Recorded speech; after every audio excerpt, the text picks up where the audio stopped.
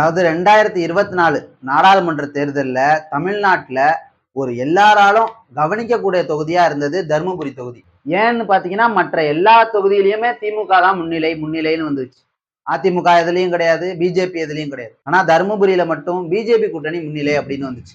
அதாவது பாமக முன்னிலை அப்படின்னு வந்துச்சு. காலையில இருந்து 17 சுற்று வரைக்குமே பாமக முன்னிலை என்ற நிலை தான் இருந்துச்சு. 20,000 25,000 வாக்குகள் வித்தியாசத்துல இருந்து 10,000 8,000 1000 700 வாக்குகள் வித்தியாசம் குறைஞ்சி கொஞ்சம் கொஞ்சமா பின்னடைவை சந்திச்சது பாமக. அதன் பிறகு திமுகவை சேர்ந்த மணி அவர்கள் முன்னிலை வகிக்க ஆரம்பிச்சார். அடுத்தடுத்த சுற்றுகள்ல மாற்றம் வரும் அப்படின்னு எதிர்பார்த்த நிலையில மாற்றம் வந்துச்சு. 18,000 வாக்குகள் வித்தியாசம் போய் 20,000 வாக்குகள் வித்தியாசம் போய் திருப்பி ஒரு 13,000 வாக்குகள் வித்தியாசத்துல திமுக வெற்றி பெற்றுருச்சுங்க. சொல்ல கடினமாகத்தான் இருக்கு, சொல்லித்தானே ஆக வேண்டும்.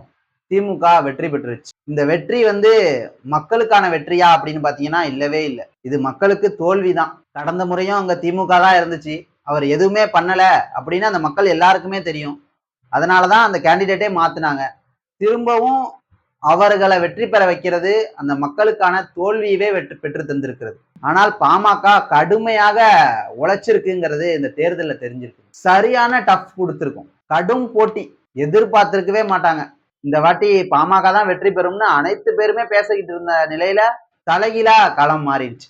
பாமகவுக்கு எதிரான வாக்குகள், அதாவது ஒரு சில தொகுதின்னு பாத்தீங்கன்னா பாமகவுக்கு எதிராக அப்படியே விழுந்துருங்க. அதுக்குதான் நம்ம சொல்றது, மொத்தமா போடுங்க, ஒரு வாக்க கூட பிரிச்சு போடாதீங்க அப்படின்னு படிச்சு சொல்றதுக்கு காரணம் இதுதான். மற்ற கட்சிகளுக்கு எல்லா சமுதாயத்தினரும் அதிகமா வாக்களிக்கிறாங்க. ஆனா பாமகவுக்கு மற்ற சமுதாயத்தை சேர்ந்தவங்க கொஞ்சம் தான் வாக்களிக்கிறாங்க. வன்னிய சமூகம் அதிகமா வாக்களிக்குது. அப்போ வன்னிய சமூகம் சேர்ந்தவங்க எல்லாருமே ஒட்டுமொத்தமா வாக்கு அளிக்கணும் பாமகவுக்கு தான். மற்ற சமூகத்தை சேர்ந்தவங்க இப்பதான் கொஞ்சம் கொஞ்சமா பாமகவை நோக்கி வந்துகிட்டு இருக்காங்க. அதுக்கு கொஞ்சம் டைம் எடுக்கும். ஆனாலும் துவண்டு விடாதீர்கள் பாட்டாளி சொந்தங்களே. நாம கடுமையா உழைச்சிருக்கோம், அந்த உழைப்புக்கான பலனையும் பார்த்திருக்கோம். பல இடங்கள்ல பாமக நல்ல போட்டியவே கொடுத்திருக்காங்க. இந்த என்டிஏ கூட்டணி பல இடங்கள்ல 2வது இடத்தை பிடிச்சிருக்கு. இப்ப தமிழகத்துல 2வது பெரிய கட்சி கூட்டணியா நம்ம பாஜக பாமக கூட்டணி இடம்பெற்றிருக்கு. அண்ணன் அன்புமணி ராமதாஸ் அவர்கள் குறிப்பிட்டது போல நம்மளுக்கான இலக்கு 2026 தான். அதுக்கான முன்னோட்டம் தான் இந்த 2024. இந்த முன்னோட்டத்துல நம்ம இன்னும் தோல்வி அடைஞ்சிடல. இதுதான் வெற்றி.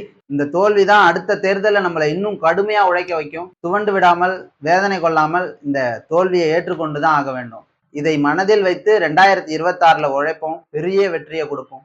நன்றி, வணக்கம்.